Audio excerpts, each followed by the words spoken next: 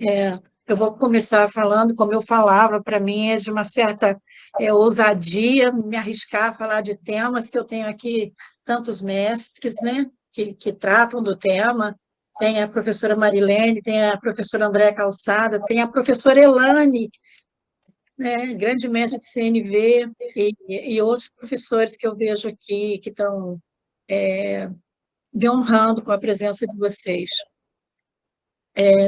A gente procurou fazer um condensado, como eu disse, um resumo de tudo isso para a gente ver como é que a gente cuida e como é que a gente abre mesmo a discussão, né? Porque, na verdade, a ideia que a gente tem quando a gente está tratando dessas questões de família, especialmente sobre o plano de parentalidade, é a gente abrir discussão, a gente pensar junto. O convite que eu venho fazer é um convite de estudo. Eu venho estudando o tema e a gente vem, então, trazer um convite. Vamos refletir.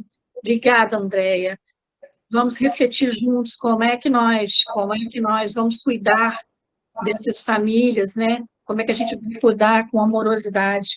E aí, eu, às vezes, falo de um lugar meio romantizado, mas eu não tenho nenhum problema de falar desse lugar romantizado, não, porque eu acho que o romance, o lado romântico, a fala romântica, ela traz amorosidade. E quando a gente fala de família, eu acho que trazer amorosidade de grande importância, é um valor que eu prezo muito para a gente poder olhar para essas crianças que têm sido atingidas com, com consequências das coisas que acontecem dentro da própria casa, onde elas deveriam ser resguardadas, elas deveriam ser protegidas.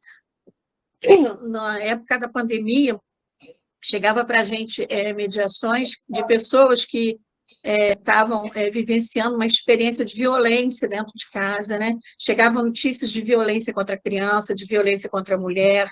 Então, aquelas pessoas que deviam proteger aquele espaço que devia ser de proteção, ele acabava sendo um espaço violento, um espaço de tristeza, de dor. Então, a gente faz aqui um convite para a gente refletir junto. Que bom que a gente tem aqui um grupo grande que se interessa pelo tema e que a gente possa, então, formar uma rede mesmo de apoio a esses temas, né? Eu vou falar, assim, brevemente sobre cada um dos temas. Eu tenho algumas perguntas, vou tentar atendê-las no curso da fala, tá? Elane também vai trazer algumas intervenções, né, Elane, inclusive com perguntas, e a gente deixa vocês bastante à vontade também, se quiserem contribuir, vai ser muito bem-vinda, serão muito bem-vindas as contribuições. Bom, eu vou começar de um tema, demos nome a esse tema de o equilíbrio entre a defesa do interesse do cliente, dos interesses do cliente, e o melhor interesse da criança e do adolescente, né? Então, é um tema que a gente pode ampliar muito, pode cuidar muito disso, com a nossa experiência, seja na mediação, seja na advocacia, seja na psicologia. Isso é um tema que dá bastante conversa, né? A gente pode conversar bastante sobre isso. Mas a gente hoje vai fazer, como eu disse a vocês, uma conversa rápida, só para provocar mesmo o início dessa conversa longa que a gente pode ter daqui para frente. Bom, quando a gente fala de necessidades básicas dos menores, na proteção legal, no ordenamento jurídico, a gente está falando das necessidades materiais, das necessidades físicas, educativas, emocionais, psicológicas, afetivas, além do dever de assegurar que a vida dessa criança e desse adolescente, que seu desenvolvimento, ele ocorra em um ambiente familiar adequado e livre de violência. Que violências são essas? Será que é só a violência física? Será que é a violência psicológica? Será que é a violência emocional? Será que quando eu não escuto meu filho, eu também não estou tendo uma conduta um pouco violenta? Embora eu não perceba isso, embora para mim não seja dessa forma, porque eu tenho outras coisas para cuidar, mas quando eu não me disponibilizo para ouvir meu filho, pode chegar nele como se fosse uma violência, uma falta de tempo para ouvir essa criança, né? um, uma desqualificação dessa criança, um desmerecimento do desenho. A gente vê as crianças, os menorzinhos, né, eles fazem aqueles rabiscos que ninguém entende e tal, e aí a gente, enquanto mãe, a gente, enquanto avó, enquanto pai, eu falo desse lugar de mãe, eu falo desse lugar de avó, e falo, atenta, que sempre leio a respeito, como é que eu estou cuidando disso quando essa criança chega para mim com desenho, como é que eu estou olhando, né? Eu estou, tá lindo e tal, ou eu estou simplesmente, ou melhor, eu estou tentando ajudar a perceber o que está sendo, compreender o que está sendo trazido para mim naquele desenho, né? Um dia desse ainda vi uma publicação muito interessante que a professora chamou a mãe na escola. Muita gente que deve ter visto, porque essa publicação estava nas redes sociais. E a publicação é que a professora chamou a mãe na escola porque estava preocupada com um aluno que desenhou os pais sendo um desenho, parece que o pai, a mãe e o irmão sendo enforcados. E quando a professora mostra para a mãe essa preocupação que ela tem com aquela cena e o que está acontecendo com aquela criança, a mãe, então, interpreta para a professora dizendo, é porque a gente foi mergulhar, e aí usou me esqueci o nome agora. Então, o desenho da criança era aquele equipamento de mergulho, não era forca, né? Então, para a gente ver como é que a gente precisa cuidar, às vezes, desse nosso olhar pelo que a criança nos apresenta. A gente invalida sentimentos, normalmente a gente não valoriza, não dá validade para os sentimentos da criança. Aliás, pouca atenção a gente presta para os sentimentos da criança. E além desses elementos trazidos pela lei, desses cuidados trazidos pela lei, a gente também pode falar de necessidade básica da criança e do adolescente dentro da circunstância específica do caso concreto. Então, não dá para a gente colocar tudo isso no mesmo pacote. É preciso a gente, além dessas necessidades trazidas pela norma legal, a gente cuidar olhando para aquela criança naquele caso concreto, naquele sistema em que ela vive, né? Naquele modelo familiar em que ela vive, como é que está sendo aquilo, naquela comunidade em que ela vive. Então, o olhar tem que ser muito mais amplo. É por isso que eu falo que o que a gente traz hoje, na verdade, não são respostas, são perguntas, são questionamentos. Como é que a gente vai cuidar disso? Como é que a gente vai cuidar disso junto, né? É importante a gente dar uma olhada no que é poder familiar. E aí eu trago um conceito do Flávio Tartucci que diz o seguinte: poder exercido pelos pais em relação aos filhos dentro da ideia de família democrática, do regime de colaboração familiar e das relações baseadas, sobretudo, no afeto. Então, eu achei o conceito dele bastante interessante, especialmente porque ele traz essa fala de observar, sobretudo, o afeto, cuidar, sobretudo, no afeto, com afeto, né? E o que seria esse poder familiar? Esse poder familiar é o poder que pai e mãe têm, né? É o poder que os pais têm. Esse poder, se eles forem casados, é exercido pelos dois, compete aos dois o exercício desse poder, que, na verdade, alguns trazem o termo autoridade familiar. E é um dever, ou melhor, os pais têm direito e têm deveres com relação aos filhos. Isso é o poder familiar, né? Na falta ou impedimento de algum dos dois genitores, algum dos genitores, o outro vai exercer com exclusividade esse poder familiar. Agora, na separação, o casal divorciou, a relação conjugal tem a ela o início, a formação que tiver. A gente está falando hoje de uma família plural, que tem diversos formatos, né? Então, esse casal não a família não é mais só constituída pelo casamento, como era no outro momento legal, né? Hoje já se compreende diversos formatos familiares. Hoje a gente já tem uma definição de família bastante ampliada, né? E com o divórcio, a separação ou o fim dessa relação conjugal, os pais mantêm o poder familiar. Não é o fim da conjugalidade não põe fim ao poder familiar. Os pais mantêm o poder familiar. Ah, mas então e a guarda? A guarda já é um compartilhamento, a gente está falando aqui de guarda compartilhada, e a gente vai tratar só dessa nesse momento. A gente está falando de guarda compartilhada, e a guarda compartilhada é um compartilhamento de ações e tomada de decisões. Muitas pessoas consideram a guarda compartilhada uma divisão de tempo, né? Ou uma tomada de decisão. É muito mais que isso, né? A guarda compartilhada. Fátima, seu microfone desativou.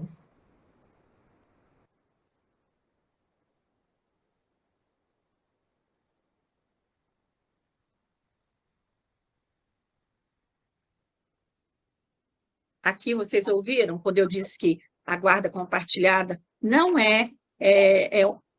como se considera por aí, uma divisão de tempo.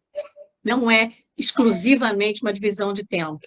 Uma divisão de tempo pode até ser compartilhada, mas o compartilhamento que a guarda compartilhada prevê, aliás, essa guarda compartilhada que vem de diversas normas legislativas, né, que vem sendo construída durante o tempo. E é uma tomada de decisão, o compartilhamento da tomada de decisão, o compartilhamento das ações. Ambos são responsáveis por levar a criança na escola, ambos são responsáveis por participar das atividades extracurriculares, ambos são responsáveis para cuidar da saúde da criança. Então, é importante as pessoas saberem que a guarda compartilhada não é só dividir o tempo, 15 dias comigo, 15 dias com ele, 15 dias. Não é exatamente isso que é a guarda compartilhada. Muitas dúvidas as pessoas têm, e com razão, sobre esse modelo de guarda.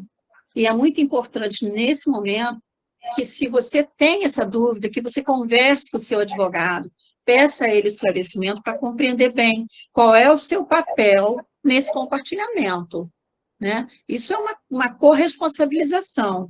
Não é pelo fato de a criança não morar comigo, morar com outro genitor, que eu vou ter responsabilidade somente quando ela estiver na minha companhia. É preciso eu compreender que é muito mais amplo. Isso é uma visão muito mais ampla.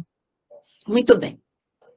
Então, a lei impõe deveres legais aos pais, objetivando garantir a plena realização da personalidade e desenvolvimento dos filhos. E o descumprimento desses deveres legais, eles podem levar à extinção do poder familiar, que é aquele poder que a gente falou antes, que a pessoa tem quando está casada e também depois de separada, ou a suspensão do poder familiar. Uma das causas de suspensão do poder familiar é a alienação parental.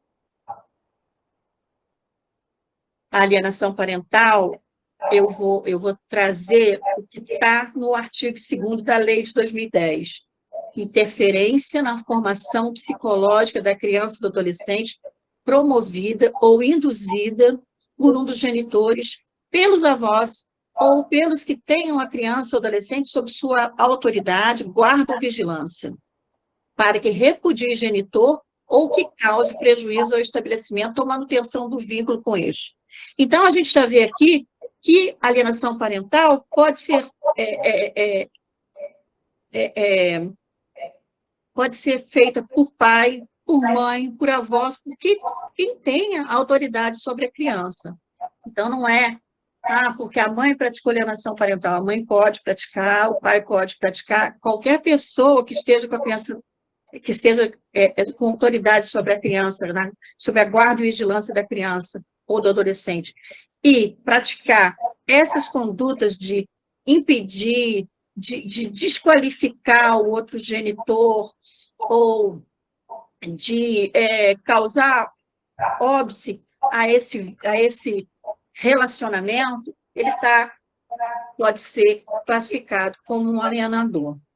Agora, veio uma pergunta, e eu já vou aproveitar para responder. A pergunta dizia que havia uma orientação, inclusive quem perguntou dizia que essa orientação era no TJRJ, que havia uma orientação de que não fizesse mediação nos casos de alienação parental. Eu faço mediação no TJRJ porque eu atuo aqui no Rio de Janeiro, né? E eu não conheço essa orientação, eu desconheço essa orientação. E mais, não temos nós, mediadores, competência, habilidade, capacitação para reconhecer que uma situação seja de alienação parental. Uma situação de alienação parental precisa ser analisada, quando é dito que há uma situação de alienação parental, ela precisa ser analisada pela equipe técnica, no caso do processo judicial, pela equipe técnica que tem a competência para essa avaliação, né? Nós não temos e nem precisamos ter, porque não é esse o nosso papel, né? O mediador, a mediação, ela tem profissionais de caráter multidisciplinar, e a gente não tem necessariamente que ter competência para reconhecer, identificar se é um caso de alienação parental, até porque pode não ser, né? Quando a gente faz oficina de pais, a gente tem lá, no projeto das oficinas, que foi trazido pelos elaboradores do projeto, pelos coordenadores do projeto, uma fala que algumas condutas, isoladamente, elas podem até ter o jeitão, parecência de alienação. Não são. Às vezes o filho tem mais afinidade com o pai, que vai com ele para o futebol. Às vezes a filha tem mais afinidade com a mãe, que leva ela no cabeleireiro. Às vezes tem mais afinidade com o pai, porque vê série, faz jogo, não sei o quê. Então, esse tipo de coisa não quer dizer que a criança está sendo impedida de conviver com um ou com o outro. É preciso ter cuidado, é preciso a gente não colocar tudo nesse pacote de alienação. A gente tem que se considerar, eu não me considero habilitada, com competência, para dizer que uma situação é de alienação ou não. Não é meu papel também enquanto mediador, porque enquanto mediador eu não dou orientação jurídica nem técnica de qualquer natureza. Então, se o casal chega para mim para ser mediado, e mais, a gente não conhece o processo, então a gente não sabe o que tem no processo. Então, se lá está sendo discutida uma questão de alienação parental, eu acredito que esse processo vai passar por uma avaliação técnica, ele não vai vir para a mediação, pelo menos não nesse momento, eu acredito, entendeu? Então, eu não acho que seja, se o caso for de alienação parental, não faz mediação. Não acho que seja por aí, não acho, porque não temos nem nós, nem a coordenação de Sejusc habilitada ou exerce esse papel de avaliação técnica, não é aí. Agora, também é importante a gente pensar que, então, no caso de alienação parental não pode fazer mediação? Eu acho que pode, eu acho que sim. Eu acho que pode, que é um espaço para as pessoas. Se a gente considerar a essência da mediação, a gente vai ver que sim, pode ser feito a mediação nos casos reconhecidamente de alienação parental por quem tem a competência para tanto. Só acho que nós todos temos um tempo. Nós temos o nosso tempo, e esse tempo pode não ser no primeiro momento que a gente divorciou. Então, naquele primeiro momento, quando eu divorciei, que eu estou elaborando aquelas dores, aqueles sentimentos, raiva, mágoa, talvez se eu for levado para uma mediação, não seja o momento ainda, eu não estou preparada para a mediação naquele momento. Talvez eu precise vir num outro momento. Então, às vezes, essas pessoas vêm para a mediação logo no início, quando está tudo ainda aquele turbilhão de sentimentos, não está bem, não compreendeu ainda o que está acontecendo, e as pessoas não estão prontas para conversar ainda, não estão prontas para criar, não estão prontas para falar seus sentimentos. E talvez num outro momento, e esse outro momento pode ser depois da sentença, pode ser em grau de recurso. Eu já fiz mediação de pessoas em grau de recurso. E tudo bem, às vezes nesse momento essas pessoas já houve uma drenagem dessas emoções todas, e essas pessoas, então, já têm condição de conversar a respeito. Pois Fátima, bem, isso que eu vou falar agora. Você quer fazer uma intervenção para a gente até aqui? uma breve contribuição aí, né, em relação a 2 pontos que você falou, muito interessantes. Primeiro, em relação à guarda, o termo guarda compartilhada, né? A gente sabe que o profissional estudioso da comunicação, né, como o peso das palavras criam realidades. O fato de usarmos a palavra guarda compartilhada, ou alimentos, quando se refere a alimentos, dá a ideia, né, de que o que vai ser compartilhado é a custódia da criança, um tempo na casa de um, na casa de outro. Quando a gente está fazendo mediação, e essa é a orientação que os meus alunos recebem, de mudarmos as palavras para que a gente, com a mudança das palavras, integre interesses. Então, em lugar de usar guarda, eu falo como é que vocês vão compartilhar a convivência e a responsabilidade sobre essa criança. Então, essa mudança já dá a ideia de que os dois vão trabalhar, os dois vão ter a criança sob sua custódia algum tempo, e os dois vão compartilhar responsabilidades. Assim como também, quando a gente fala dos alimentos, né, que é o termo técnico, a gente fala da manutenção, porque a manutenção da criança não deve ser só os alimentos, diz a roupa, uma babá, a escola, a moradia, e assim sucessivamente. Então, essa mudança nas palavras, ela tem um peso importante, e até para a percepção desse compartilhamento de responsabilidades, que a gente, na ideia da mediação, é trazermos o exercício da coparentalidade participativa e responsável de ambos os pais. Essa é a questão número 1. E a outra, né, que para que as pessoas entendam, foi uma pergunta que chegou até nós, né, numa inscrição, que a gente perguntou o que é que vocês gostariam de ver sendo respondido. E existe uma orientação em todos os casos, não só, né, de alienação parental, mas nos casos de violência e violência doméstica também existe isso. Eu lembro de uma reunião em que a gente participou e uma pessoa disse assim, olha, eu tenho um verdadeiro horror de quem diz que faz mediação em caso de violência doméstica. E a gente não faz, e existe essa resistência, a gente não faz, né, algumas pessoas não aceitam no Brasil. Né? Países que já fazem isso há muito tempo, como a Argentina, Espanha, México, fazem o que eles chamam de mediação penal do tipo ponte. Significa que se as pessoas não têm condições de se encontrar, toda a conversação vai ser intermediada pelo mediador, né, sem que eles se encontrem. Então, existe, sob a alegação de proteger quem está sofrendo violência, proteger quem está sofrendo violência doméstica, alienação parental, quando a gente não permite o espaço dialógico, a gente também deixa de proteger. Sobre a alegação de proteger, a gente desprotege. E Ana Paula disse uma coisa muito interessante, que é que o princípio básico da mediação é que, se não existe boa-fé, não existe mediação.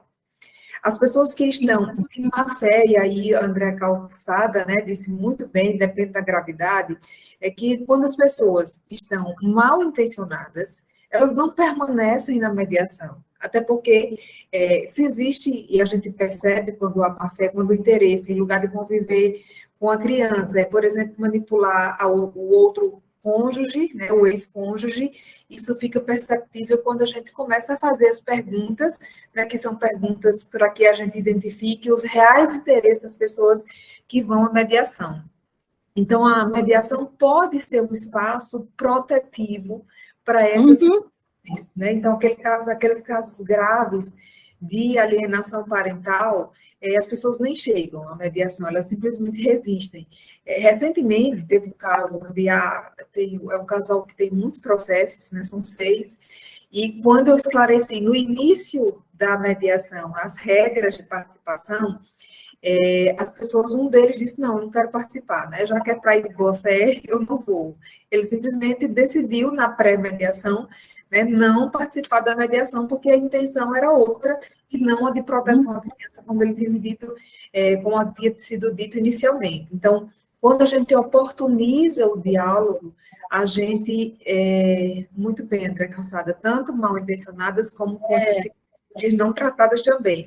Até porque é outro espaço. As pessoas com psicopatologias não tratadas, elas estão com a autonomia da vontade comprometida, esse exercício livre, formal e material da autonomia da vontade, que é um pressuposto básico da mediação, né? A tomada de decisão com base na autonomia da vontade. E isso deve ser livre de interferência na medida, né, tanto quanto pudermos preservar. E a outra coisa que acontece muito é que, como os juízos da violência doméstica e das áreas de família não conversam, muitas vezes, quando tem medida protetiva e é um caso grave de abuso, as pessoas conversam, se encontram naquela audiência do 334, lá nas áreas de família. Então, sem essa informação de que existe uma medida protetiva, existe essa junção, né, na audiência inicial. Marília está dizendo, verifique, por favor, se está havendo recusa de participação, pessoas que têm saído da reunião. Pronto, porque como está aparecendo para mim desconhecido, né, a pessoa que compartilhou o vídeo já tentou entrar novamente, eu não deixei, e tem outras pessoas que não estão se identificando, por isso que eu não estou mais deixando entrar, né? Então, se a pessoa quiser entrar, coloque pelo menos o nome na hora de entrar, e eu vou conferir na inscrição para ver se a gente evita esse tipo de coisa que realmente, né, me deixou bem constrangida. Eu não esperava passar por essa. Mas você peça a pessoa para me mandar, Marília, por favor. Fátima, por favor, continue na intenção. Exatamente, é muito bom isso que você e a André estão trazendo, porque é exatamente isso. Se essas pessoas, elas não têm discernimento, essas pessoas têm uma... Eu não sei o nome da patologia psicológica que a pessoa tenha, ela, como você disse, vai ser um outro espaço. Naquele espaço ela não vai conseguir prosseguir no espaço da mediação. E também a gente observa que muitas pessoas que estão vivendo, nem falo da alienação, aquelas pessoas que têm uma certa dificuldade de conversar, eles não aceitam vir para a mediação, que eles têm mesmo, aí a gente vai trazer aquela coisa que são pessoas que às vezes mantêm o vínculo através do conflito, né? Que é lá do livro do Anatomia do Divórcio Interminado. E é verdade, essas coisas acontecem, a gente observa que essas pessoas realmente não vêm para a mediação, porque elas não querem dialogar, elas querem continuar naquele lugar que elas estão, né? Bom, então, aí a gente vai ver como é que ficam as crianças quando a gente está falando desse momento de divórcio, da separação dos pais, né? E aí eu acho interessante que Marshall tem uma frase que ele diz assim, é muito fácil desumanizar alguém pelo simples fato de ver essa pessoa como meu filho. E é aí mesmo, a gente tem mesmo essa facilidade, né? Algumas pessoas já estão vivendo num outro lugar, ainda bem, mas, no geral, a gente tem uma certa dificuldade de considerar essa pessoa, a humanidade dos nossos filhos, às vezes, né? A gente comete essa... Eu não diria falha, eu diria que a gente está aprendendo e que, especialmente nós que estamos nos dedicando a esses estudos, né, das famílias, da comunicação, da negociação, da mediação, e a gente observa que já fez, condutas que a gente já fez um dia e que a gente procura não fazer novamente, porque a gente já sabe que essa pessoa, essa pessoinha pequenininha é humana e está pedindo atenção. O divórcio, ele cria uma turbulência emocional para toda a família. E para as crianças pode ser bastante assustador, bastante confuso, bastante frustrante. Eles vão experimentar emoções complexas, incluindo tristeza e raiva. E eles vão precisar de saber que tem esses pais, tem o ombro desses pais para eles se apoiarem. E a gente, nas oficinas, a gente fala muito disso, a gente fala que é um problema muito sério que as crianças passam quando elas estão experimentando uma separação dos pais e não sabe direito o que está acontecendo dentro da casa delas. Então, aquilo tudo está acontecendo, um está saindo de casa, o outro fica chorando, ou xinga, ou fala, enfim, ou que sai, fala mal do que ficou, fala mal. E a criança não está entendendo nada do que está acontecendo, porque os pais não se disponibilizam a conversar, a informar essa criança o que está acontecendo, qual é a realidade daquela situação. E isso gera certas consequências, diversas consequências no desenvolvimento emocional e psicológico dessa criança, e evidentemente que isso vai somatizar, ele vai ter problemas físicos por conta das consequências dessa situação, que ele não compreende nada e também não levam ele para essa compreensão. A gente fala na oficina, às vezes, com os nossos pais, que a gente atende, a gente fala, é preciso conversar com seus filhos, contar como é que o que está acontecendo com vocês. Mas não é chegar para o filho e falar, seu pai, aquele bandido, vagabundo, arranjou outra mulher e não te ama mais, né? Vai embora com outra mulher e não quer mais saber de você. Ou então, sua mãe é uma louca, que vive gritando e tal. Não é essa fala que a gente vai trazer para o nosso filho. É importante a gente trazer para o nosso filho o que está acontecendo, que a gente não vai mais morar junto, não vai viver embaixo do mesmo teto, mas que nós dois estamos disponíveis para eles, que a gente está ali, porque eles podem fazer contato a qualquer momento com a gente. Na oficina, a gente também fala que, como a oficina é produto de uma pesquisa no Brasil e no exterior, ela traz algumas falas que cuidam da proteção dessa criança e do desenvolvimento saudável dessa criança. E uma das falas que eles trazem é que nós pensamos que o divórcio é que causa trauma nos filhos, quando que causa maior trauma nos filhos é o conflito intenso entre os pais, né? Então, os filhos, eles não estão sabendo o que está acontecendo, está mudando de casa. Por que está mudando de casa, né? Que mudança de escola, vai morar com um só agora, né? Ou, às vezes, logo que começa já esse movimento, um deles já vai ter um novo relacionamento e vai chegar novos membros nessa família, né? E a criança não está sendo levada naquele movimento, arrastada com aquela confusão, sem entender direito o que está acontecendo. Então, o convite que a gente faz aos pais, quando a gente trabalha, vamos conversar com os nossos filhos, né? Eles estão vulneráveis, eles estão sofrendo nesse momento, muitos sentimentos, emoções estão fazendo parte dessa realidade que eles estão experimentando, e eles precisam ser ouvidos, eles precisam ter espaço para compartilhar as suas dores, né? Normalmente, as pesquisas indicam que os pais, quando os pais se separam e os filhos não compreendem muito, eles têm uma ideia de que o pai ou a mãe vai deixar de amá-lo, porque se o amor dos pais acabou, o amor que eles têm por ele também vai acabar, né? Alguns pensam que o divórcio é culpa dele, e isso a gente sempre também fala nas oficinas, que é um cuidado que a gente tem que ter, porque todas as nossas falas com o nosso co-pai, né?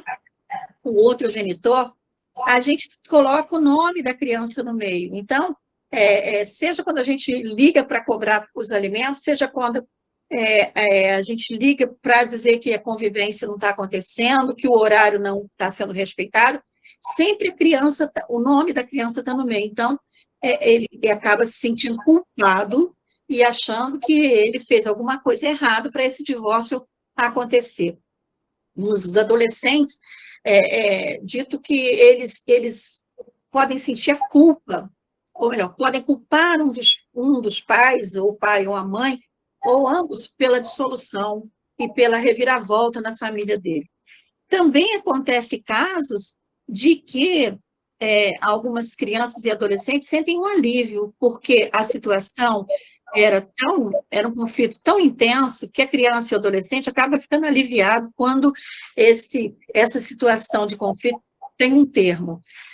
É muito interessante quando a gente vai falar de casamento, de divórcio, porque a gente fixou-se o termômetro para compreender se o casamento deu certo com a separação. Então, se separou, se divorciou, se rompeu a relação conjugal, não deu certo.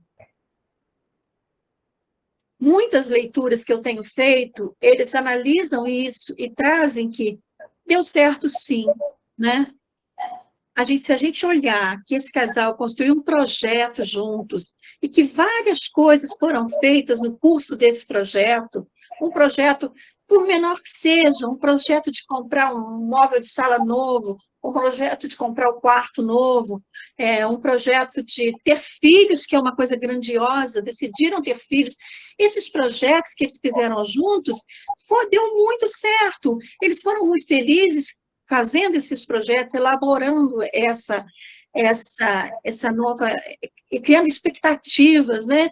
Exatamente, dividir os sonhos, e foram ali construindo. Num determinado momento, pode ser que eles não consigam mais seguir juntos, pode ser que esse projeto deles de conjugalidade não mais continue junto, mas até nesse momento isso pode dar certo, porque eles podem vir com uma separação consensual, cuidando desses filhos, cuidando dos interesses desses filhos, preservando os filhos das consequências danosas que uma separação, um olhar destrutivo do conflito pode trazer. Então, eles podem, nesse momento também, continuar dando certo, né? E a gente vê também que alguns casais, embora permaneçam juntos, embora não tenham passado pela separação, vivam juntos eternamente, a gente percebe que é um casamento que, dentro desse conceito de deu certo, não deu certo, que eu acho bastante subjetivo, mas vou olhar a partir de mim, dentro desse conceito de deu certo, muitos casais a gente percebe que não deu certo e eles continuam juntos, com isso não dando certo, vivendo tristeza, vivendo frustrações, vivendo decepções diárias. Então, não podemos dizer que, embora estejam juntos, esse casamento deu certo, né? Elaine, você quer fazer uma parte aqui para a gente... Sim, Fátima, essa sua fala é bem interessante, que me traz a reflexão de qual seria, então, a maior necessidade de crianças e adolescentes durante esse processo, né? O processo de divórcio, ele não é do dia para a noite, ele não começa e termina quando um dos dois vai morar em outra casa. É um processo que a gente sabe que passa aí de pelo menos 2 a 3 anos para que as pessoas se divorciem nas suas 5 dimensões, divórcio emocional, divórcio econômico, divórcio dos amigos, até que as pessoas estejam com as suas vidas reequilibradas. Então, qual seria a necessidade mais intensa da criança nesse momento? Né? E a gente vai falar um pouquinho, eu vou ouvir vocês em relação a isso. Eu, pelo menos, quando faço mediação, eu escuto as crianças e adolescentes. E a fala que eles mais me dizem, eu quero ter a liberdade de amar meu pai e amar minha mãe, sem que meu pai fique achando que eu vou deixar de amá-lo porque eu estou expressando amor pela minha mãe, e sem que minha mãe ache que eu vou deixar de amá-la porque eu estou feliz ao lado do meu pai, junto com a nova mulher dele. E uma outra coisa que eu gostaria, isso foi a fala de 2 adolescentes, essa foi a mesma fala, eu vi separado, 2 irmãos, que eles diziam assim, o meu maior sonho é que eles voltassem a conversar, e que eu não fosse correio deles, né? Meu telefone, eles não conversavam diretamente, mandavam mensagem no telefone do filho, que eu acho, para mim, essa é uma das maiores violações de direitos. As crianças, elas têm o direito, como você disse, de saber o que é que está acontecendo. Se existe uma coisa, e a gente trabalha isso em família muito forte, na maioria das vezes, quando a família se rearranja, né? Uma parte numa casa, outra outra família não acaba, isso é bom que a gente leve também como segurança para a criança, sua família não acabou. O que aconteceu é que houve um rearranjo, uma parte vai morar numa casa, outra parte vai morar na outra agora. E quando isso ocorre, né, e a família não acaba, ela precisa ter segurança de que a vida dela vai continuar e conhecer isso. Se existe uma coisa que gera quebra de confiança, é o efeito surpresa. Por exemplo, os pais decidiram se separar, as crianças sabem que está acontecendo alguma coisa diferente naquela casa, elas agora começam, pai e mãe, como você disse, Fátima, a falar só dos filhos, né, a pensão, a custódia, a convivência, e eles acham que estão falando deles porque eles são culpados, geram um peso de culpa necessário para a criança.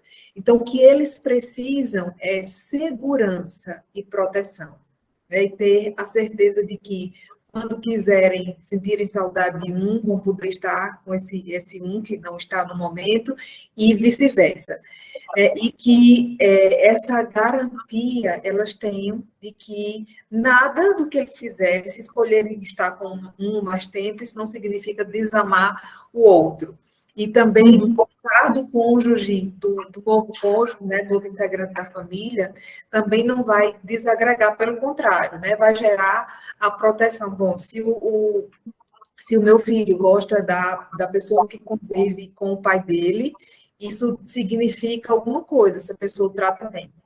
Existe um livro, Pelos Olhos de Maisie, né? Que Maisie é uma menina, filha de pais que estão se separando, brigam muito, e Maisie acaba decidindo ficar com a babá e o namorado da babá, porque foi ali que ela encontrou segurança e tranquilidade. Então, o que todos nós queremos, as nossas necessidades não, as necessidades das crianças e adolescentes não são diferentes das nossas, é de ter uma vida tranquila, equilibrada, com leveza, com segurança, né, e com harmonia. Isso as crianças também querem. Isso pode ser com o pai, pode ser com a mãe, pode ser com ambos, e pode ser com aquela figura que vá representar essa segurança de que ela tanto precisa. Exatamente, Elane. Muito interessante, né? Como que a gente tem que observar, se preparar, estudar, para conhecer comunicação não violenta, para a gente começar a olhar e ver, para além de tudo isso que está acontecendo, quais são as necessidades que estão ali. Muito interessante. Estou falando para vocês que a gente tem que fazer curso com a mestra, porque Elane traz para a gente esse olhar. Vou mexer aqui. Estou com o microfone ligado? Estou, assim. né? Tá bom. Então, e a gente, nesse momento, de tudo isso que está acontecendo, eu me divorciei, eu estou vivendo um turbilhão de emoção, e aí eu começo aquele jogo de culpa que faz tanto mal, que já dizia lá o Gonzaguinha, né?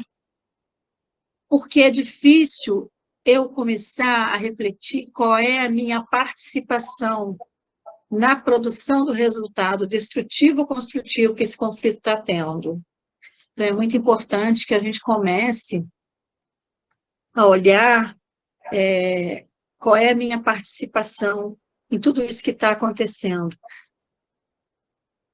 Eu peguei uma frase de Lederach que diz que a palavra paradoxo sugere a existência de uma verdade que vai além do inicialmente percebido, ou a reunião de verdades aparentemente contraditórias para localizar uma verdade maior, né? Isso eu peguei no LinkedIn da Suelen Elissa Santos, e ela traz essa frase, eu achei muito interessante, porque realmente é uma reunião de verdades aparentemente contraditórias que a gente ouve numa sessão de mediação, por exemplo, e que está em busca de uma verdade maior. Achei bastante interessante. Bom, a gente começa a falar da coparentalidade, né? Dessa corresponsabilidade, desse lugar de cooperação que a gente vai ter. Não preciso considerar aquela pessoa, meu marido, meu ex-marido, mas ele é copai, né, do meu filho. E essa pessoa, essa relação que eu tenho com ele, é uma relação que não encerra com o divórcio, ela não encerra com a separação ou com o fim da relação conjugal, né? A relação conjugal, ela vai se encerrar, mas a minha relação de parentalidade, de coparentalidade com ele, eu vou ter para sempre.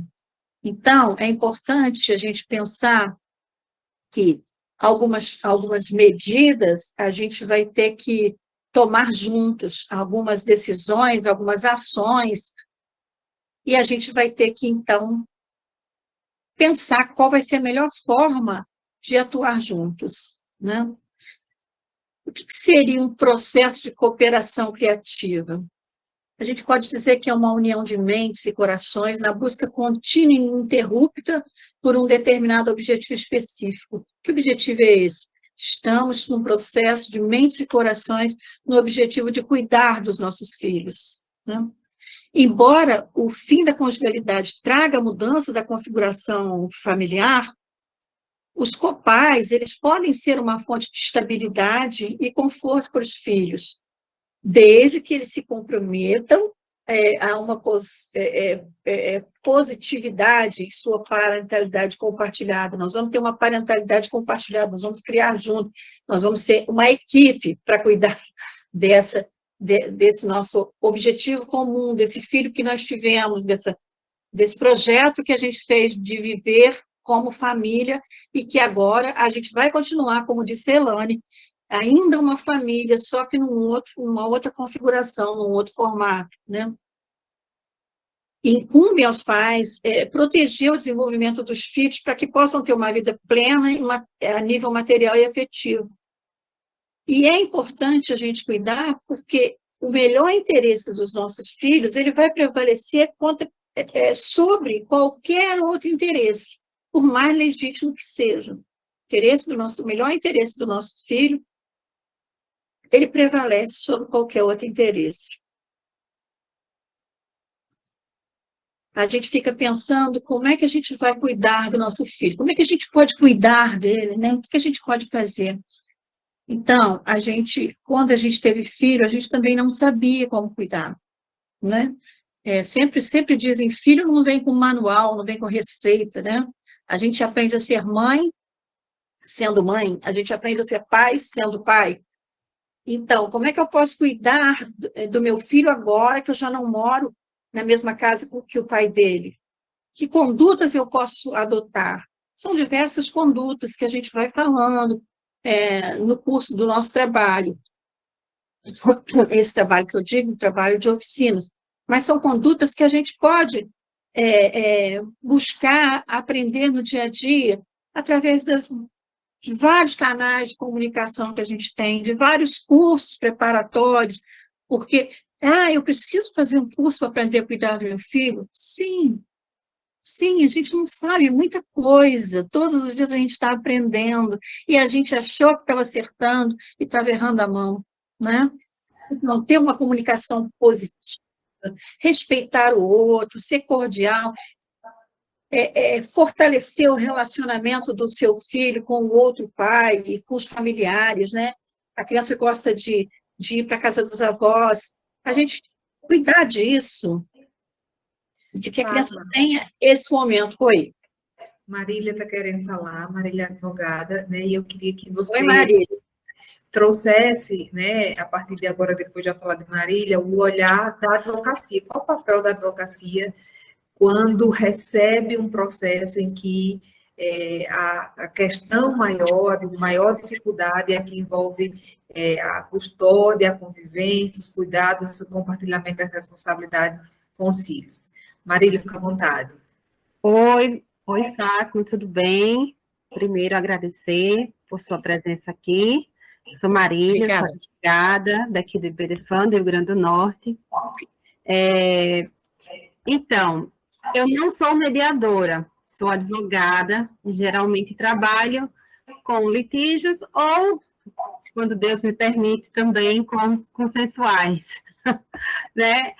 E eu queria que você me desse, talvez, falasse um pouco da sua experiência, me desse, talvez, dicas, né, de como trazer esses pais para abrir o olhar deles, ou como você falaria para a advocacia, quando a gente está com pais super litigantes, em que a gente nota, talvez, atos de alienação parental ali. Como é que a gente aplica técnicas de negociação, de mediação, para que esses pais observem o que estão fazendo e cheguem a observar isso que você está falando, tá entendendo? Como vamos dividir responsabilidades, como vamos observar o que é melhor para os nossos filhos e largar um pouco os nossos interesses individuais de pais e colocar o superior interesse dos nossos filhos. Porque tudo isso que você está fazendo é algo que eu também enxergo enquanto advogada, né? Eu também quero preservar o interesse das crianças e adolescentes. Eu acho que a maioria dos que estão aqui também quer isso. Mas quando a gente tem duas partes super litigantes e que beiram a alienação, se não já estão lá na alienação, fica muito difícil colocá-los nessa consciência de que eles estão prejudicando os filhos. Então, se você pudesse auxiliar nós da advocacia, que não somos mediadores, né, com algumas técnicas para chegar a essa conscientização dos nossos clientes, ou então, como fazer esse encaminhamento para a mediação. Não sei se eu estou me fazendo compreender, tá? Sim, estou te Então, se você compreendendo. pudesse me guiar, né, nesse sentido, aliás, nos guiar, né, quem está aqui nessa reunião, por gentileza, eu gostaria muito, porque vem muito ao escritório justamente esse ápice, sabe, do litígio, de gente que não se suporta, que não dialoga, e que eu tento muito construir pontes, muitas vezes com os outros colegas, né, que estão do outro lado. Às vezes eu consigo, muitas vezes fica super difícil, muitas vezes demora anos até que eu consiga uma brechinha de diálogo, mas realmente é muito complicado. Então, se você puder passar da sua experiência, técnicas, eu vou ficar muito agradecida, tá? E desde já, super obrigada. Obrigada. Elane, eu vou dar um Troy, entregar para a Elane, quando a gente falar de comunicação, tá? Porque eu até vou falar mais daqui a pouco, mas eu já vou te adiantar. O advogado é a primeira pessoa que, quando a gente tem um conflito, a gente busca, né? O advogado, todos nós, quando a gente tem um conflito, a gente busca um advogado. Então, o advogado é a primeira pessoa que vai analisar esse conflito, e ele tem... o cliente vai trazer para ele informações e ele vai poder questionar esse cliente para saber qual é o objetivo desse cliente. O que esse cliente tem como objetivo, né? Também, Marília, como você trouxe, às vezes o conflito já está tão escalado que essa pessoa já chega num nível no escritório que já não deve, já está, não dá ouvidos, não tem condição de ouvir. Então, ela é realmente um trabalho que vai ter que ser feito para que ela tenha um espaço de fala, que pode ser também que essa pessoa está nesse nível, esse conflito está nesse nível, que as pessoas não tiveram um espaço para expressar o que realmente estão sentindo, o que realmente necessitam, né, Elane?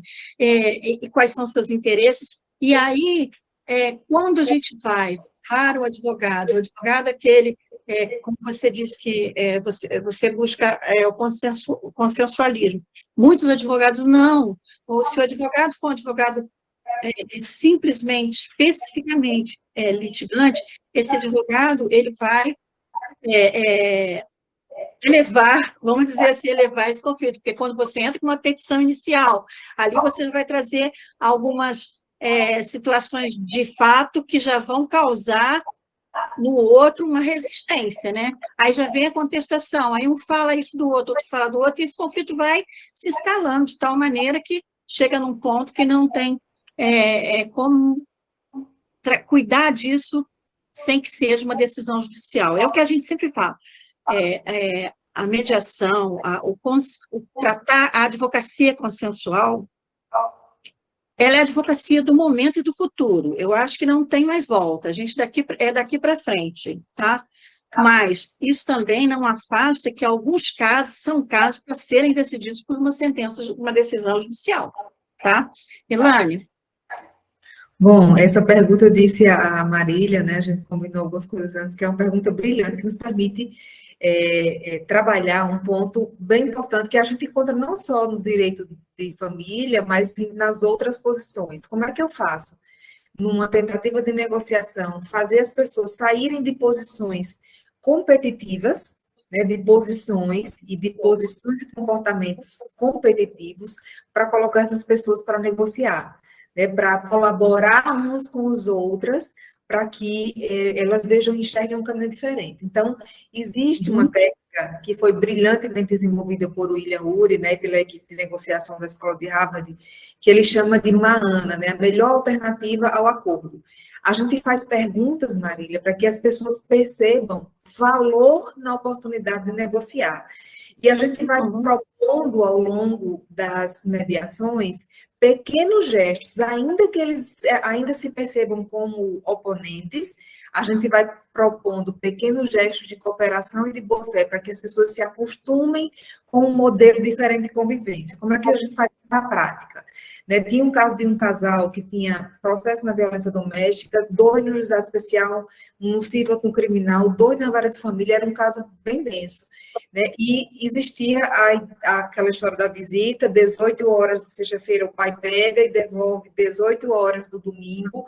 Quando ele atrasava 5 minutos, ela ligava para a polícia. E aí, eles raptou meu filho, ela ligava com essa informação, olha, meu filho foi sequestrado. Quando ele aparecia na escola da criança, não era dia de visita, ela também chamava a polícia, está descumprindo, está se aproximando de mim. A proposição foi a seguinte: vocês têm dito, né, que querem preservar o melhor interesse da criança e têm feito coisas que os comportamentos são um pouco desencontrados daquilo que vocês dizem que querem. Vamos fazer o seguinte: só nesse domingo, se ele chegar de 18h05, se der 18h05 ele não aparecer, espera até 18h15, e aí você vai ver como é que vocês reagem a isso, como é que seu filho reage por um fim de semana não ter encontrado vocês, esse reencontro não ter sido conflituoso, e como é que ele reage no sentido de, a partir de agora, em razão da sua ação cooperativa, cooperar também, que isso na prática é o que acontece. Se a espiral ela pode ser destrutiva, a gente pode desescalar essa espiral do conflito de forma construtiva. E aí a gente vai mostrando às pessoas, é por isso que é um plano de coparentalidade responsável, coparticipativa, porque é um plano que a gente vai propondo e as pessoas vão se acomodando, porque afinal de contas até agora elas só conheciam um modelo de convivência que era aquele competitivo, né, beligerante, que briga, que toda ação gera uma reação de maior intensidade, no sentido contrário do que a ação que a precedeu. Então, se a gente pode escalar conflitos, a gente pode escalar também com essa proposição. O compromisso da boa-fé e da cooperação, para mim, eu peço às partes para escreverem isso, eu vou cooperar, ainda que eu não veja o outro como meu amigo agora, e talvez ele nunca seja meu amigo, mas em nome de um bem maior. Aí quando as pessoas dizem que eu quero o bem do meu filho, quando você faz isso, como é que você acha que seu filho está reagindo?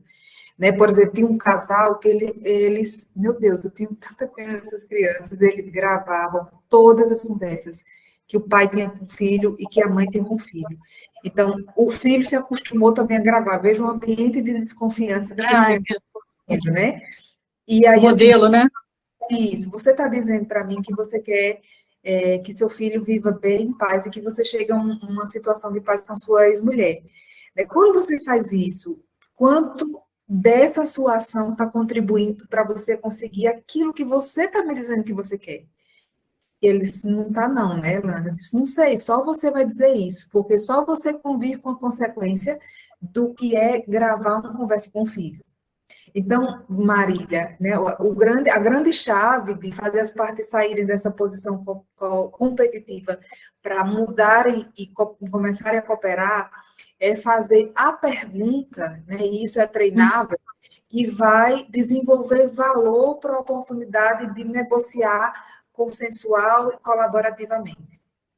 Né? E isso é aprendível, né? É treinável. A gente tem várias perguntas, não existe a fórmula certa, existe a pergunta que vai buscar o atendimento à necessidade. É por isso que eu considero, o Fátima fala toda hora em comunicação não violenta, que a compreensão da comunicação não violenta é o que nos faz, ao escutar o que as pessoas dizem, entender o que elas realmente querem. E todo o meu trabalho é no sentido de colaborar e criar um ambiente favorável para que a satisfação das necessidades seja o resultado final da negociação e da mediação. Está claro?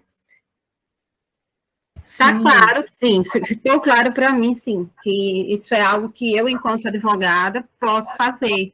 Né? Estava até pensando numa consulta que vou fazer amanhã, que calhou de ser uma pessoa que fazia, eu acho, não faz mais, isso que você falou, não 15, mas tipo 35 minutos que o pai não deixava, estava na delegacia, dizendo que estava descumprindo, entendeu? Bem parecido com o que você falou, e amanhã o meu papel vai ser, eu não acho que a gente precisa entrar com a outra ação por conta de coisas assim, e aumentar o litígio, né? Estou aqui me matutando como amanhã eu vou guiar essa cliente. Mas, muito obrigada pelas respostas. Posso fazer outra pergunta? Claro, claro, o ambiente que é para isso. Até porque o combinado da gente era passar 1h30 aqui, né? A gente já está caminhando aí para. Então, vamos para as perguntas. Eu sei, Fátima, tinha muito conteúdo ainda para passar para vocês. Esse tema sim, gigante, né? Mas não tem problema, a gente vai com as perguntas. Só acrescentando para a Marília que o advogado, ele hoje, ele está sendo desafiado, além da tecnologia, como eu disse no início, que a gente foi desafiado a aprender, assim, meio que pilotar com voo em curso, porque foi na pandemia, nós tivemos que descobrir como trabalhar online. O advogado hoje também ele está sendo muito desafiado para desenvolver outras habilidades, né? E habilidades voltadas para a autocomposição, habilidades voltadas para o consensual. Achei bem bacana quando você fala que para você é bastante interessante atuar nessa área e é isso mesmo que a gente vai tendo que fazer, né? Tendo que mudar um pouco o nosso paradigma, o nosso modelo mental de um ganha, o outro perde, seguir buscando aprendizado, né? Isso. E aí, né, essa mudança de paradigma acaba me levando a uma pergunta que como eu vou cobrar isso? Eu cobro como uma mediação? Muito bom. O Código de Ética da Advocacia protege vocês em relação a isso. Você cobra pela resolução. Né? Então, acho que é o parágrafo 5º do artigo 48. Parágrafo 5º, que diz que está vedada a diminuição de honorários em razão da resolução consensual do conflito, ainda que seja extrajudicialmente. Então, eu não sei como é que você costuma cobrar, mas é da resolução, é esse caso aqui, você cobrar quanto se você fosse no STF e o mesmo valor quando você cobra pela resolução consensual. E aí, mais uma vez, desenvolver valor, por quê, Marília? Você paga pelo serviço que sai rápido. Por exemplo, eu vou fazer uma propaganda gratuita. No McDonald's, o povo adora o drive-thru. É rápido, algumas pessoas gostam, né? E pagam mais porque o serviço é rápido. A solução é mais rápida. Quando se trata de resolver conflitos, as pessoas costumam achar que o advogado merece mais quando chega no STF, embora a satisfação do direito, muitas vezes, ela não venha, né, a demora, o tempo, o decurso do tempo, ele implica na satisfação do direito. E as pessoas não percebem, nem os advogados, o quanto perdem, porque o dinheiro se desvaloriza no decurso do tempo, né, como as pessoas também não ficam satisfeitas porque não tem a resolução do conflito, né, no tempo que ela gostaria ou que precisaria que houvesse. Então, assim como quem tem fome, quem tem um conflito, tem pressa, as pessoas não querem passar a vida ad eterno, né, na justiça, tratando uma questão que poderia ser resolvida num diálogo. Ainda que esse diálogo durasse, vou dar um exemplo, esse casal que tinha 6 processos, passamos 6 meses em mediação. Os 6 processos foram resolvidos. Se fosse pela via judicial, qual o tempo mínimo de tramitação do processo de família? Bote 2 a 3 anos. Então, ainda que você considere que 6 meses é muito tempo para uma mediação, é menos e o resultado é mais valoroso. Eu digo, para mim, o valor emocional, o salário emocional, né, do mediador. Nesse caso, especificamente, eu estava numa quarta-feira, no mezanino do Midway, tomando um café com minha irmã, quando passa o pai passeando com o filho no meio da semana, o que nunca era possível antes da mediação. Então, assim, para mim, essa qualidade do resultado, num tempo menor do que aquele que viria de uma decisão judicial, e talvez esse conflito nunca fosse esgotado, é muito valoroso. E a resolução consensual, os advogados lançarem mão da consensualidade, pode trazer valor ao exercício do seu trabalho de advocacia, porque você está levando a resolução de mérito em tempo breve, ainda cuidando da qualidade do relacionamento das pessoas. Fátima, eu queria que agora você passasse... Entendi, acho que dá para cobrar até mais. Exato. Gente, muito obrigada. As duas. Uma pergunta, professora. Para os outros. Fátima, eu queria que você passasse para o plano parental, para a gente, né, dar a resposta. Professora, antes de posso fazer uma pergunta? Curiosidade. Pode sim. Eu gostei das explicações no tocante ao papel do advogado, foi muito bem explicado.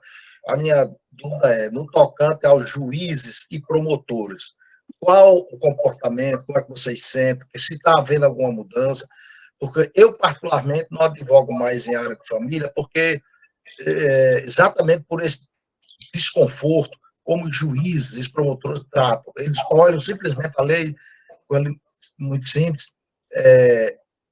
Eu já ouvi juízas dizer para a mulher, olha, a senhora é muito jovem, e a senhora pode trabalhar, não tem que ficar com pensão nossa, e tipo, dando um batido, dando uma outra, o tratamento era isso. Depois vi um outro, a juíza chegar para terminar a audiência, como a mulher ia para São Paulo com os filhos, o pai ia ficar aqui, ele disse, olha, abraça seu filho aí, que nunca mais você vai ver seu pai, nesses termos, nessas expressões.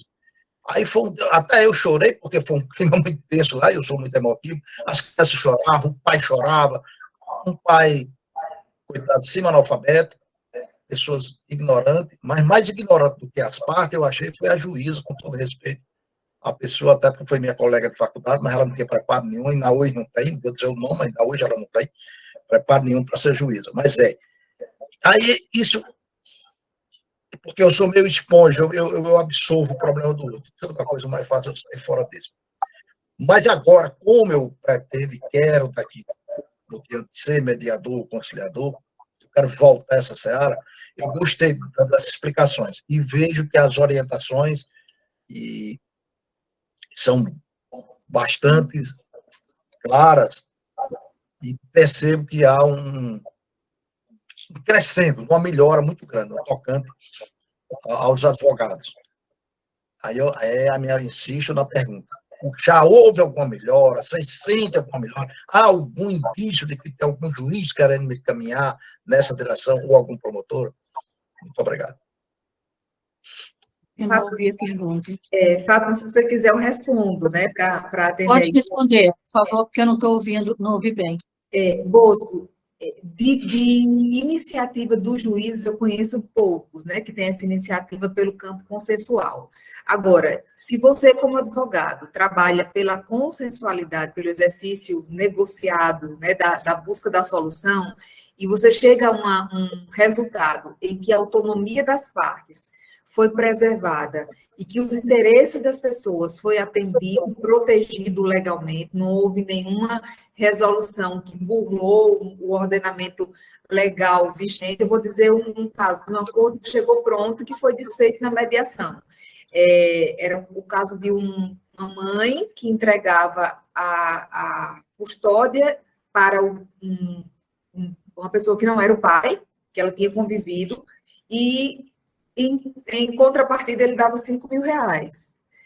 Né? Estava escrito isso no acordo. Óbvio que um acordo desse nunca seria homologado. Né? E mais ela dizia, estou entregando porque eu não tenho condições psicológicas, sem nenhum laudo num processo que comprovasse que ela não tinha condições psicológicas de criar meu filho.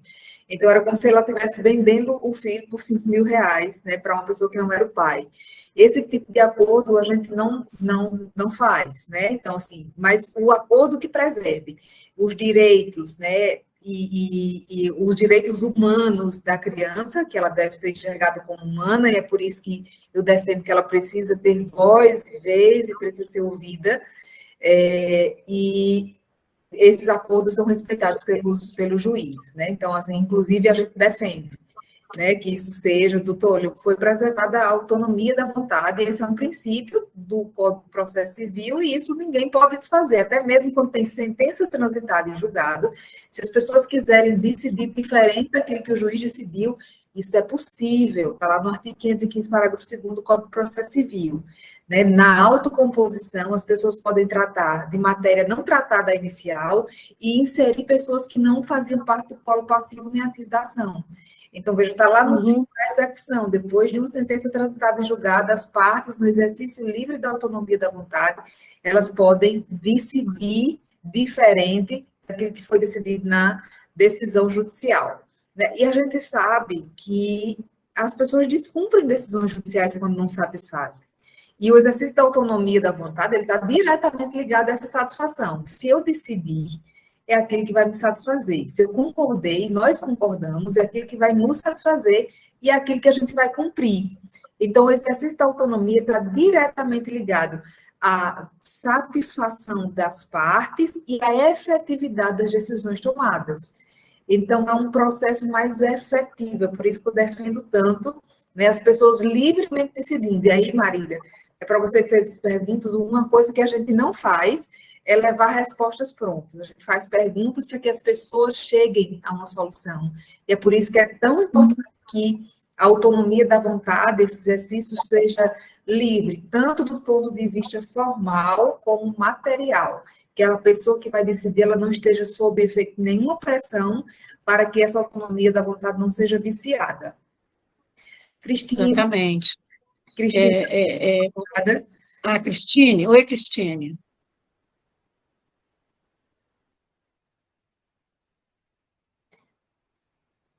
Boa noite a todos. Por favor, eu gostaria de fazer uma pergunta, se for possível. Eu gostaria de saber se, em caso, quando a cliente chega querendo propor uma ação de guarda, por exemplo, mas com muita animosidade, vocês aconselhariam a encaminhar para uma tentativa de mediação? Porque por mais que a gente tente orientar a importância de preservar o interesse da criança, é uma criança até muito pequena, eu já conversei muito, e até me identifiquei com a Marília, quando ela falou que também busca a mediação, busca uma... Eu sempre busco, eu acho que eu sou filha de pais separados, eu sei todo o dano que isso causa numa pessoa, e foi uma separação muito sofrida, muito doída, então, assim, eu busco muito isso, eu me encontrei muito no direito de família por conta disso. Enfim, vocês veem alguma forma de orientação, de frear a animosidade dessa mãe, porque ela só quer descontar as dores dela no pai, né, da criança.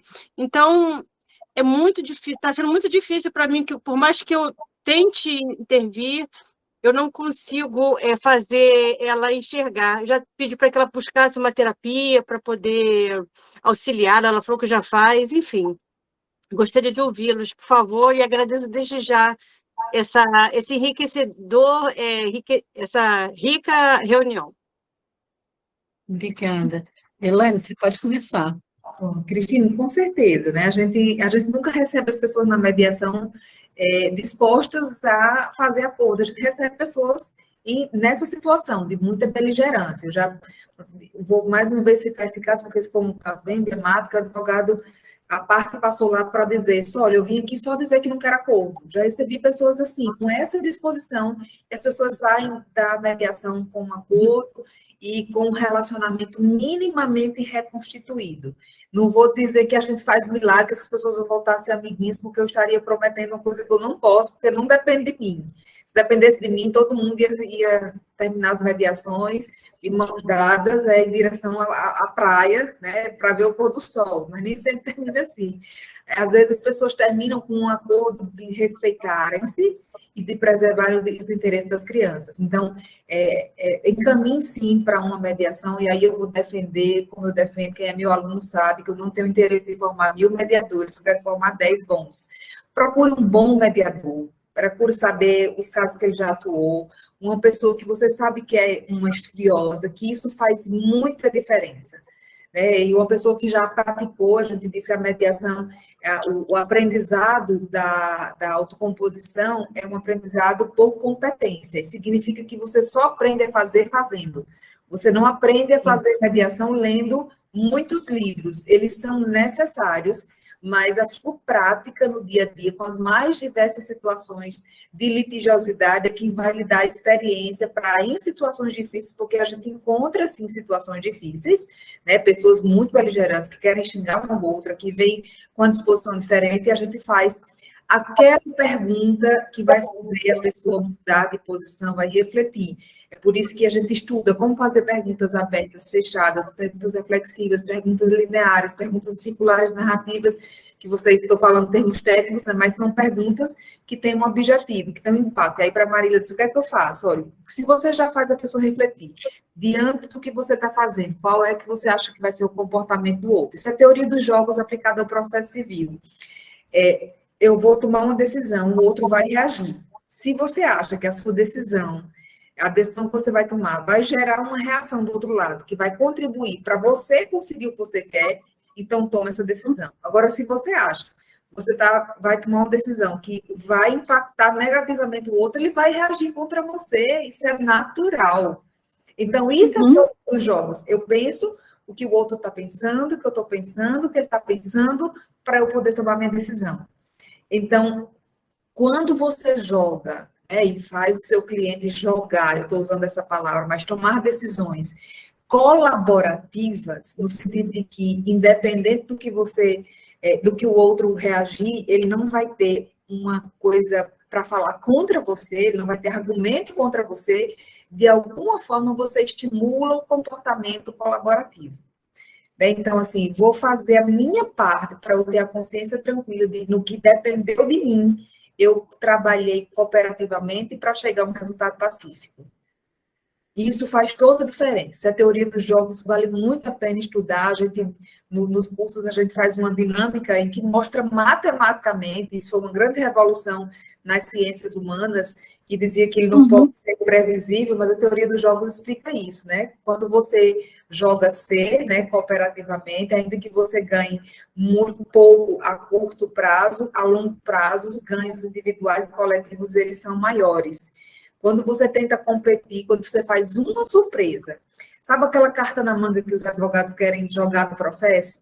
Essa carta na manga pode desconstruir uma possibilidade de acordo, de entendimento. Todo efeito surpresa.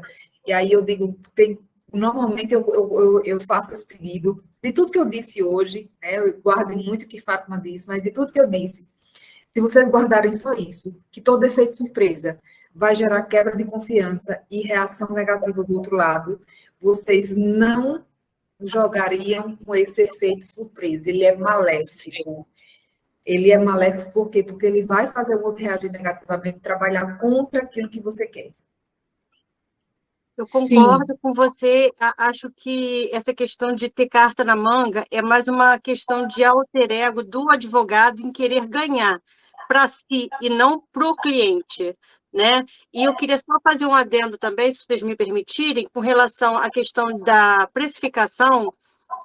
Eu entendo que, pelo menos é assim que eu ajo aqui no Rio, quando há uma possibilidade de acordo, eu precifico para menor, para que as partes já tenham esse ímpeto de realmente, de mostrar já para a parte que é melhor, porque realmente é melhor tentar buscar um acordo do que a litigância infinita, porque, gente, eu tenho processos aqui que nunca mais terminam. Então, eu tenho esse posicionamento, gostaria de colocar aqui para vocês, que eu acho que isso, todo mundo, os clientes sempre olham pelo lado financeiro também da coisa, né? Uma hora dói, se não dói no começo, vai doer, e eu acho que colocar essa possibilidade de propor um acordo e reduzir os honorários, eu acho muito interessante. Também eu acho que é uma forma de criar uma confiança, isso que você falou de não ter carta na manga, de não ter efeito surpresa, porque isso aqui não é um jogo de perde-ganha, eu acho que é para ganha-ganha, é para criança, não é disputa, né? Eu acho que é cooperação, exatamente isso. E agradeço mais uma vez, muito obrigada. Obrigada, Cristina. Quando eu vou falar rapidamente do plano parental, que eu acho que a gente está com um adiantado da hora. Então, o que seria o plano parental? Como eu falei com Marília, eu falo com Cristine, o advogado é a primeira pessoa que a gente procura quando a gente está vivenciando, experimentando uma situação de conflito. E esse plano parental, ele é um documento que os pais constroem juntos para cuidar. Qual vai ser o período de convivência, como é que vai ser atendidas as despesas dessa criança, a manutenção, como a Ilane trouxe essa fala para a gente, como é que vai ser a manutenção dessa criança, qual escola é mais adequada. Eu fazia uma mediação que a pessoa, eles discutiam e estavam assim, praticamente já decidindo continuar litigioso e vieram para a mediação, e aí quando eles chegam na mediação, uma das falas deles era o medo de que fosse decidida a escola por terceiro, porque a filha deles, embora a escola maior ficasse perto da casa da mãe, com quem ela morava, não atendia as necessidades dessa criança, porque essa criança pequenininha, ela gostava de um ambiente mais intimista, então ela precisava de uma escola menor. O juiz não sabe disso, ele não tem como saber disso. Só quem sabe disso é o pai e a mãe. Então, quando o advogado chega, quando o cliente chega e você pergunta qual é o seu objetivo, que tipo de relacionamento você tem com essa pessoa que está na mesa contigo, o que você quer daqui para frente, né? Qual o que esse cliente tem de avaliação dos pontos fortes e fracos de forma realista. Então, é importante que a gente coloque isso para o cliente. E aí, quando você vai fazer um plano de parentalidade, eu não vejo nenhum problema que esse plano seja feito no escritório de um advogado, mas compreendo que no espaço da mediação ele pode ser muito mais positivo, porque essas pessoas vão ter um lugar para expressarem autenticamente seus sentimentos, emoções e necessidades, e elas vão ter um espaço para serem ouvidas. A mediação oferece esse espaço, porque o mediador tem técnicas para poder cuidar desse espaço, para oferecer esse espaço, um espaço onde as pessoas vão protagonizar, porque para escrever um plano de parentalidade, eu ouvi outro dia uma pessoa dizendo, eu sou advogada, eu escrevi um plano de parentalidade para o meu cliente. Tudo bem, eu acho até que é válido, se seu cliente, dessa forma, ele aderiu a esse plano escrito por você, mas eu acho que o protagonismo deve ser deles, eles devem escrever o plano de parentalidade. Eu não tenho como saber várias coisas que podem ser, que eu imagino que sejam boas para mim, podem não ser boas para o meu cliente. Então, é importante essa parceria advogado-mediador, eu acho de grande valia. Por quê? A mediação, ela tem como princípio a decisão informada. Eu, como mediador, eu posso informar tudo sobre o processo de mediação, mas eu não posso dar orientação jurídica. E ele vai precisar, essa decisão informada para mim, ela também abrange essa informação com relação às consequências jurídicas daquilo que eles estão acordando, com relação à segurança jurídica daquilo que eles estão acordando, né? Muito obrigada, Juliana. Então, é preciso que a gente elabore um plano, ofereça um espaço para que esses pais elaborem um plano, e nesse plano, inclusive, eles podem colocar, hoje a criança tem 6 anos, e quando ela tiver 10, como é que vai ser? Nós vamos novamente nos reunir. Então, vamos colocar no plano que a gente vai se reunir em mediação?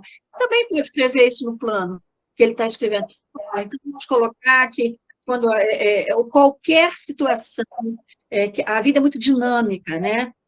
Todo dia tem uma mudança, e a gente precisa pensar nessa mudança. Então, o que acontece? Essa situação, vamos deixar escrito que a gente vai reunir com o mediador, escolher juntamente o mediador para a gente cuidar desse momento. Então, tudo isso é perfeitamente possível. Esse plano de parentalidade, perguntaram em alguma, dessas perguntas que me chegaram, com relação à homologação. Olha, eu pessoalmente fiz 2 no extrajudicial que ainda não foram homologados, porque ainda estão sendo distribuídos, enfim. Mas o IBFAM tem uma decisão, noticia uma decisão de São Paulo de 2019, que foi homologado um plano parental. Então, eu acho que se esse plano ele atende às necessidades das pessoas, se esse plano cuidou, é como se fosse um contrato. A gente capaz objeto lícito, e forma prescrita e não defesa em lei. Se tem isso, se o advogado cuidou disso, porque o mediador cuidou da melhoria de comunicação, o mediador cuidou de fazer as perguntas, nós somos profissionais da pergunta, né, Elane? Vesula fala isso e é verdade, nós somos profissionais da pergunta. Então, se tudo isso foi cuidado, quando ele chega para a homologação, eu não vejo por que não seria homologado. Eu acho que está bem ajustado para a homologação, né, Elane? Fátima, uma contribuição que eu gostaria de fazer, e eu faço isso nas mediações, é que na construção desse plano ele vai sendo testado até que a gente construa um plano final para ver se aquilo que está sendo proposto pelas partes atende realmente as partes e as crianças e adolescentes.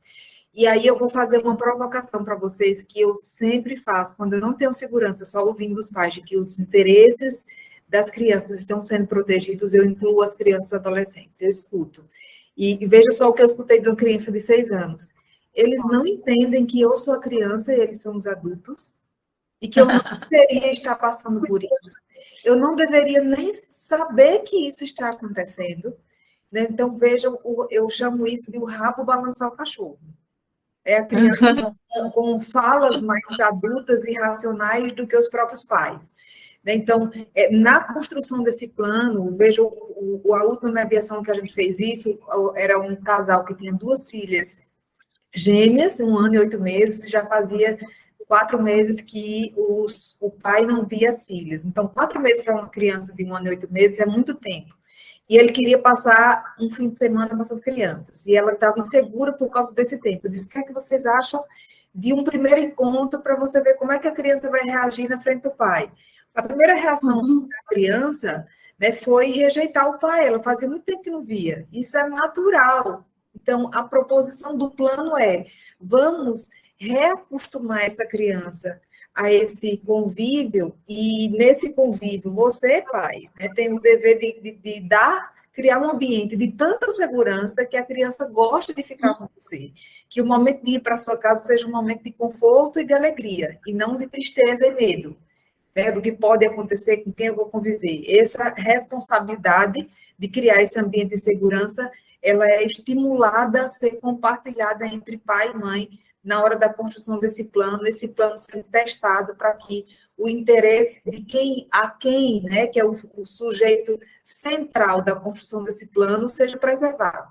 Então, quando é possível, e sempre que eu me sinto mais segura, quando eu escuto as crianças e os adolescentes, e eu faço isso, e eu já tive surpresas muito agradáveis, né? A maior surpresa aqui é a criança e o adolescente eles não desenvolvem predileção por um ou por outro.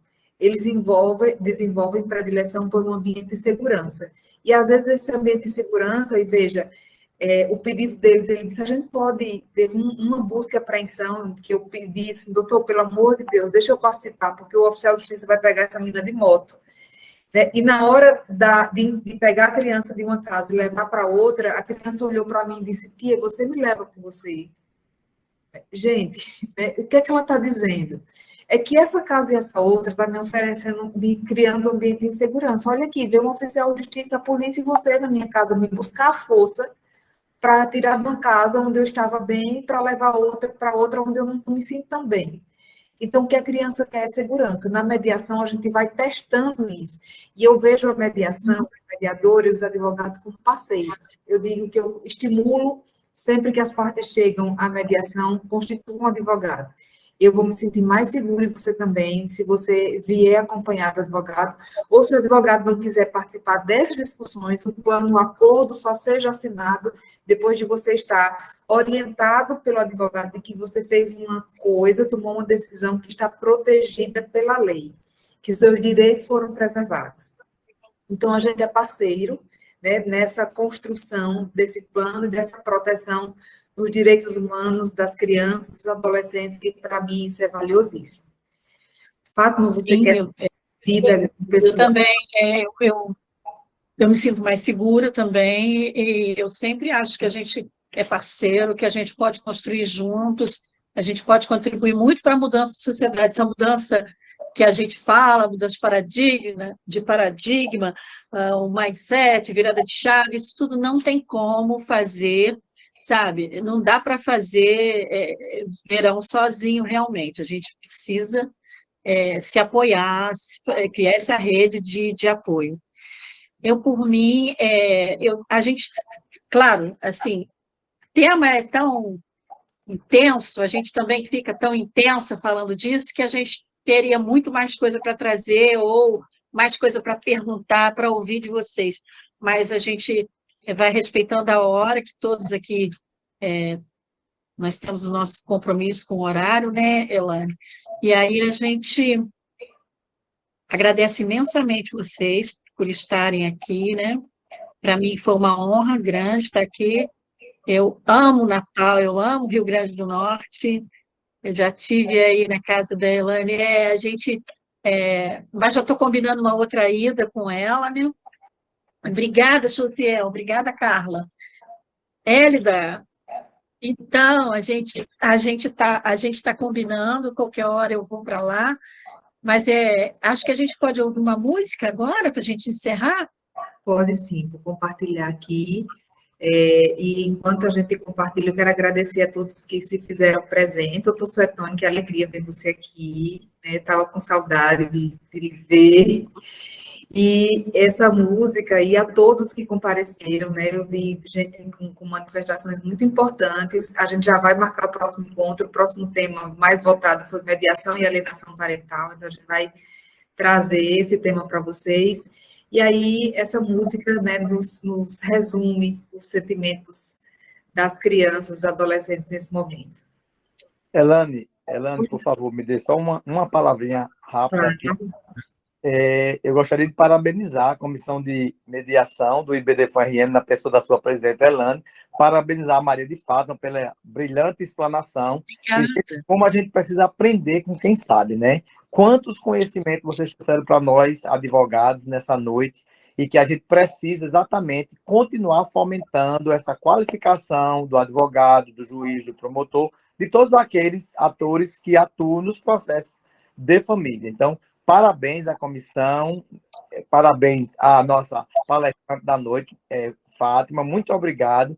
E o IBDFAN-RN vai sempre querer que você traga mais conhecimento para nós, viu, Fátima? Então, é muito importante que a gente continue nessa troca de conhecimento, porque ela é muito importante na formação de todos nós que atuamos com família e sucessões. Muito obrigado a vocês todos que estão aqui. Obrigada, Parabéns, Elane. Parabéns. Obrigada, doutor Suetônio. Doutor Suetônio é o presidente do IBDFAN aqui, né? A gente fica muito honrada com a presença dele. É um advogado que eu conheço de longas datas, desde que eu entrei no judiciário, há alguns anos atrás, e que é um defensor ferrenho das famílias, né? Quando você é chamado a advogar para alguém, você está advogando em favor de uma família, e os que estão aqui entendem muito bem o valor disso. Vamos lá. Olha só, Elane, Obrigada. eu comecei a assistir a palestra lá no Instituto de Radiologia, que estava acompanhando minha esposa, que estava fazendo uma ressonância magnética lá. Comecei a assistir lá, vim escutando no carro, cheguei em casa desesperado. Por que você está indo tão rápido para casa? Porque eu preciso continuar assistindo a palestra. Então, por isso que eu não comecei exatamente, eu não peguei no começo, porque eu estava ocupado com ela lá. Mas aí peguei quase tudo. Perdi só um pouquinho no começo. Mas foi super válido. Muito obrigado, viu, Fátima? E a você Honra. também, Elane. Ah, doutor. Honra. Seja sempre muito bem-vindo. Obrigado.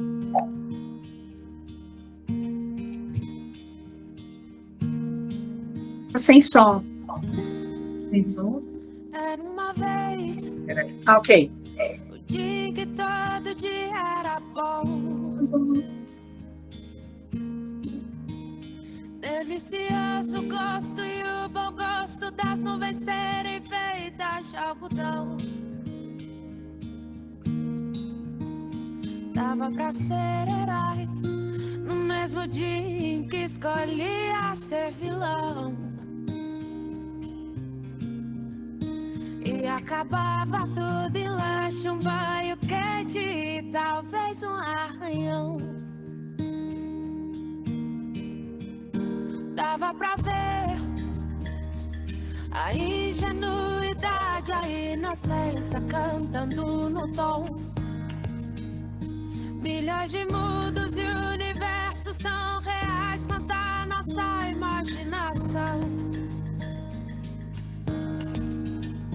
Bastava um colo, um carinho, o remédio era beijo e proteção. Tudo voltava a ser novo no outro dia, sem muita preocupação. É que a gente quer crescer, e quando cresce quer voltar do início. Porque o joelho ralado dói menos que um coração partido. É que a gente quer crescer, e quando cresce quer voltar do início. Porque o joelho ralado dói menos que um coração partido. Dá pra viver, mesmo depois de descobrir que o mundo ficou mal. É só não permitir que a maldade do mundo te pareça normal. Pra não perder a magia de acreditar na felicidade real. E entender que ela mora no caminho e não no final. É que a gente quer crescer, e quando cresce quer voltar do início. Porque o joelho ralado dói menos que um coração. A gente quer crescer, e quando cresce quer voltar do início. Porque o joelho ralado dói menos que um coração partido. Será que a gente consegue fazer uma foto antes de encerrar? Podemos, sim. Vou fazer um print. Podemos? É o maior Tá. número de pessoas possível. Estou pintada, o batom ainda está aqui, o perfume também. Hélida, que saudade.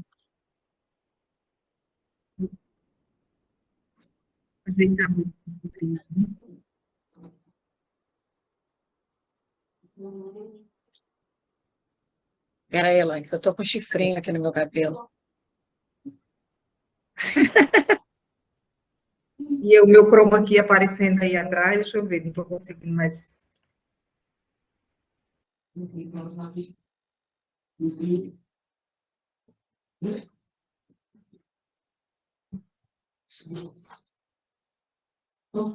É muito bom a gente estar junto, né? Conversando de um assunto que é tão rico, tão caro para a gente, a gente gosta tanto, né? Muito bom. Muito bom. Eu Esse- disponibilizei, doutora, no chat, 2 palestras do nosso IBDFAN, que está no YouTube do nosso IBDFAN RN. Uma que fala sobre o ego do advogado, a gente fez uma análise do ego do advogado a partir do filme História de um Casamento, da Comissão de Mediação, e outro sobre plano de parentalidade e coordenação parental. Ah, que maravilha! Está no chat aí, então, se vocês tiverem... Sim, com certeza. A gente vai... Rapidinho, boa noite, meu nome é Delcimar. Oi, Só Delcimar. para tudo bom, querida? Fátima, no início da sua fala, você falou dos desenhos, né? Então, aqui em casa, eu separei uma parede para minha netinha quando nasceu. Então, a partir de um aninho, ela já começou a fazer os rabiscos e eu fui permitindo, essa parede era dela. Foi crescendo, fazendo os desenhos nas folhinhas A4, colando ali. Hoje, ela está com 12 anos e ela ainda não me permitiu mexer nessa parede. Então, assim, quando você falou dos desenhos, por isso que eu achei importante relatar isso, né? Que é importante, sim, as crianças expressar o sentimento na folha. E cada desenho dela ali, ela lembra e fala para mim o que é. É isso. Boa noite a todos, e a palestra foi realmente maravilhosa. Obrigada, Delcimar. É a música da Kel, né? Isso. Isso que é essa memória afetiva que a gente tem, né? É a memória afetiva. Era uma vez, né? Quando a gente crescer, a gente vai ver que o joelho rasgado dói bem menos que um coração ferido, partido. E aí essas memórias vão ficando, né? Memória de que podia colar na casa da vovó, os desenhos, né? Enfim, muito bom isso. Muito bom a gente ter essa oportunidade. Esse é tão rico, né? Eu quero aproveitar aí para dizer, Delcimar falou dos desenhos, Hélida é psicóloga e é especialista em interpretar desenhos infantis. É verdade. Enquanto as crianças nos falam através do desenho, elas denunciam abuso sexual, elas denunciam maus tratos, sem dizer uma palavra, mas desenhando, né? Então, o quanto esse assunto envolve muitas nuances e um problema de causa multifatorial requer tratamento multiprofissional.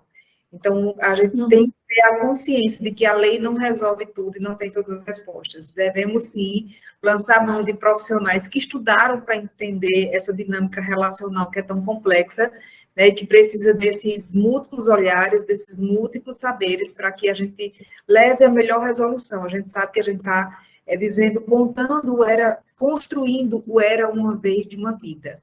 O que os adultos vão viver vai depender dessa infância, desse momento que está sendo construído agora. E é disso que a gente deve cuidar. Está nas nossas mãos, enquanto profissionais que somos demandados para proteger crianças. Quando você é advogada, é demandado, você tem uma missão, não é ganhar uma ação, é proteger uma família. É buscar a proteção dos direitos humanos das crianças e dos adolescentes que não sabem expressar e não têm recurso para isso, e esse recurso está na sua mão.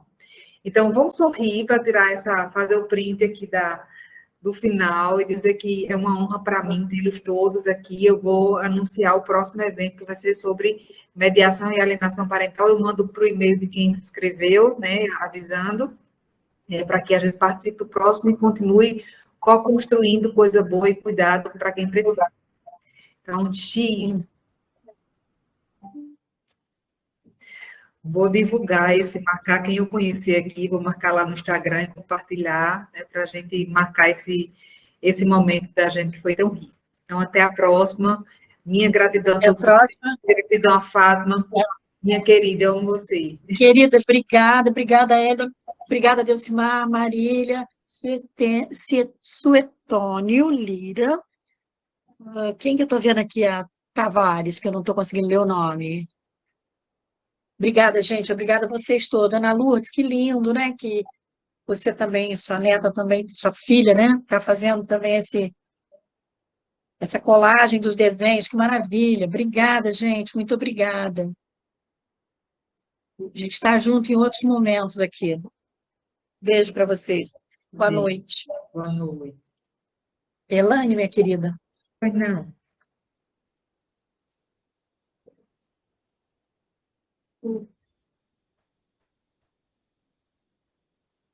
Vou encerrar aqui. E a gente se fala, viu, Fátima? A gente continua esse bate-papo de hoje para pensar nas novas ideias, o que é que a gente vai fazer com essas informações, esse público tão qualificado e interessado. Obrigada, Andréia.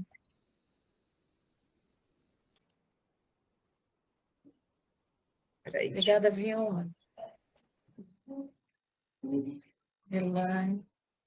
Lila, boa noite, obrigada.